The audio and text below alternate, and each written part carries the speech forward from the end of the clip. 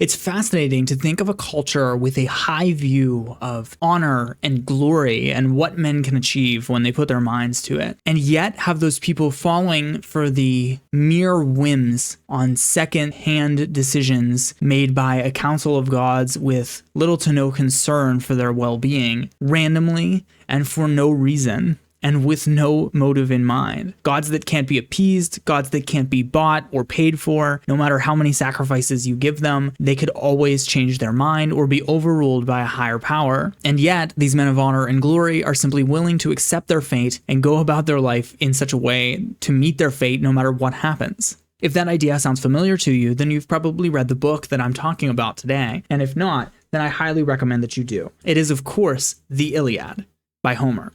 This right here, what I have is a really beautiful Arcturus Classic edition. I absolutely love these. I have editions of both the Iliad and the Odyssey in this like really cool design color palette. I love it very much. These are Arcturus Classics.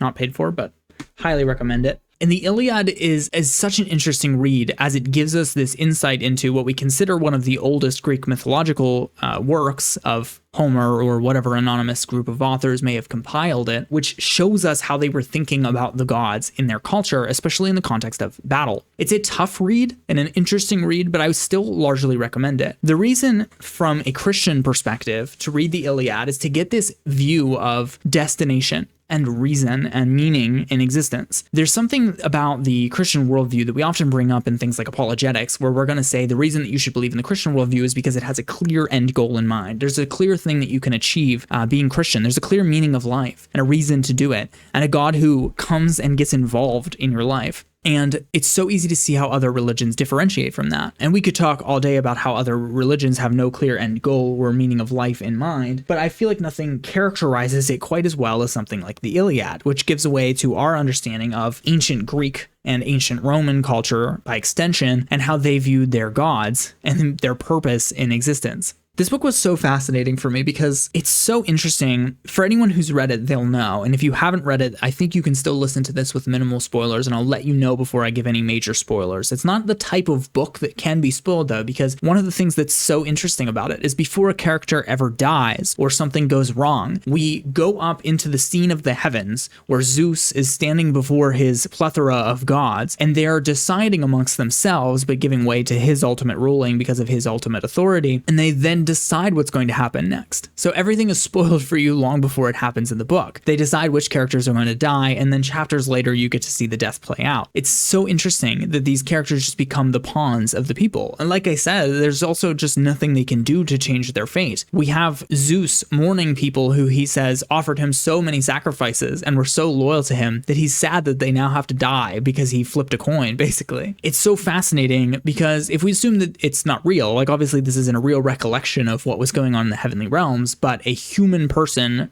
writing down their perspective of what was going on in the heavenly realms during the siege of Troy, it's interesting that they think of their gods that way, just up there playing games and running around. And you see this a lot in Greek mythology. People are always talking about this, them just like running around and having sex with each other and messing things up all the time and fighting randomly. And it just leads to all of this like quarreling and meaninglessness, which gives way to a really fascinating narrative story, because the Iliad is not surprising. Everything that happens is sort of as you would expect, and it's totally orchestrated by the gods. And so every minute of it, we're flashing up to see the gods' decisions. And it's not to say that they're completely impartial, but at least Zeus is at some point or another, because he has to give way to some god or another in all the different ways that they just beg him or ask him for things. But each of the other gods has offspring that are the humans. And it's regarded that most of the humans are in some way descended from one god or another. And therefore the gods have alliances. And so during the siege of Troy, we have the Achaeans trying to conquer the Trojans, and half of the gods are allied with the Trojans because they either like Troy or helped build it or fathered some of the people there. And then the other half of the gods are loyal to the Achaeans because they fathered some of them, or they're loyal to their city or whatever it is. And it's just fascinating to watch that play out, of just like these random gods who pick random sides.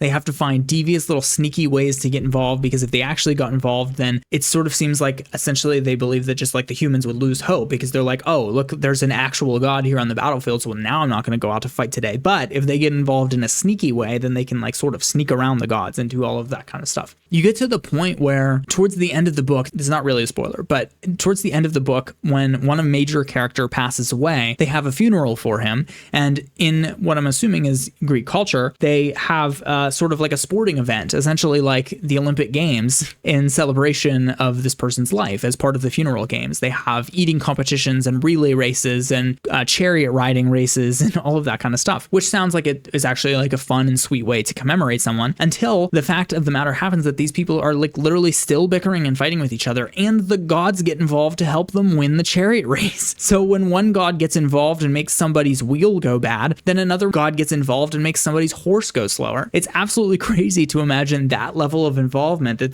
this writer is putting into perspective, that the Greeks are thinking that in this relay race, from which means really nothing on the total grand scale of my life, but I might win like a pot from it. You get, that's the gift you get, is like a nice bronze pot or something. So I might win this relay race and get a pot. And even in that, I have to hope for the alliance and help of my particular god, not just gods, but particular god that's on your side is going to come and help you because you're their son or grandson or grand cousin or something like that. And so it's so funny to me. I don't think it's meant to be comedic, but it reads so comedically to me because you read this entire book and it's just battle. It's so much battle and warfare and fighting. And you get to the end and like you've seen this entire time, people just like hoping the gods will help them. And then you see the gods help them in many ways in these life or death circumstances as this huge battle rages on. But then you get to the end and the same thing is happening in their little baby chariot race. And it's just crazy to me that those are equilateral. Like you need the gods' intercession for your chariot race and also for your entire huge battle, which I just think is so funny. It comes across so funny when you read it. In the same way, when the gods pick who's going to die and then they come up with like a way for it to happen and then you watch it happen, it's almost comedic to read. It's so interesting. Another thing that's worth mentioning is the way in which these battles go. So as you may or may not know, the essence of the Iliad and why it's such a chunky book. This is a lot bigger. I mean, this is condensed, but this book that I have is like it's full. Like the pages are full up. It's not one of those condensed size, so it doesn't look huge, but it is this is a long read. It took me a long time to read. This is like 400 pages, like really full pages. I would say if you were in like a normal size print, if it was like normal size print, it would probably be 500 or 600 pages. It's very long. And all of the density comes from battle. So there is plot going on, but mostly the book is a detailed battle report, essentially, of each and every person who gets involved, how they fight, what weapons they use, what they throw, and how they die. And when I say each person, it's not like just like, oh, a soldier ran out and threw his shield. If, as you know from if you read it, they name each and every single person and give his backstory before he dies or wins. You'll get some people that come out and win and some people that come out and die, obviously. But every single person when they show up is like, here's this person. He was the son of this person. He was known for how great he was at fishing, and he caught this famous fish that was like so large, and then he just dies. And then he dies. And then they also graphically detail how they die. Like the spear went through his and it like, and then his eye popped out. Like they'll tell you all the details that you may or may not want to know.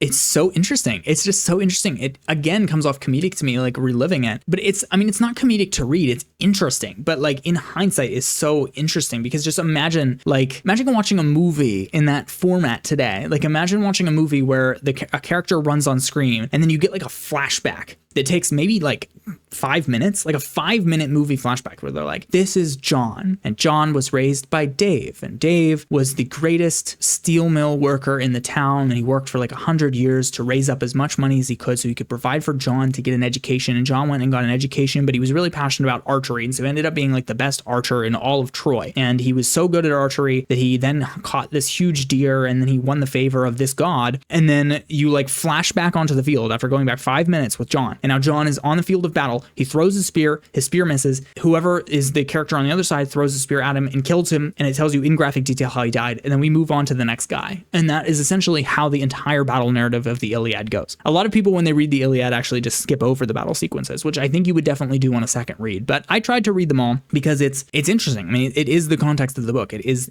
the element of the book. But it feels so hopeless. It's such an interestingly hopeless read, like where it almost feels like your actions don't matter, but you choose to have honor and glory in the face of them anyway. So in many ways it's hopeless, but in many ways it's inspiring. And it really is just like this complicated midriff of what their culture was. Like to be honorable and to fight among men and to have your brothers and to care about them and to mourn them for days when they pass away, like which is what happens in the book. Is there's so much care and love between brothers who know each other and who are related to each other. And they're even mourning people on the other side. Like these people know who each other are. And it's like sad for them when a son of the gods dies, when like an honorable man passes away, all because they have to fight. And yeah, not least to mention the fact that this entire battle, this entire siege of Troy is over the fact that one guy stole another guy's wife. Like this is it's all based around honor. It's like this huge honor system. And yet their perspective is that the gods care so little for the honor of men and make these whim decisions that it really is a fascinating counter read to me. I don't want to be too soapy, but to me, it demonstrates the need for the gospel.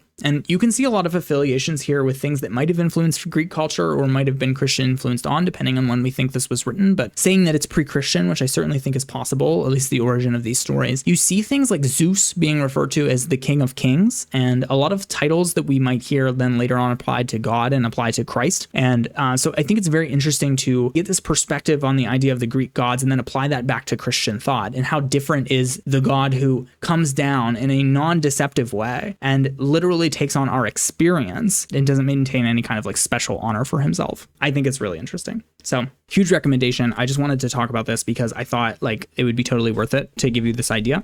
And I just really, really enjoyed it and wanted to talk about it. So if you have been, thank you for watching. This has been Credence Questions. I appreciate if you consider sticking around with the channel and let me know if you want me to talk about any more books. I probably will anyway because I enjoy it. So thank you again and have a good one.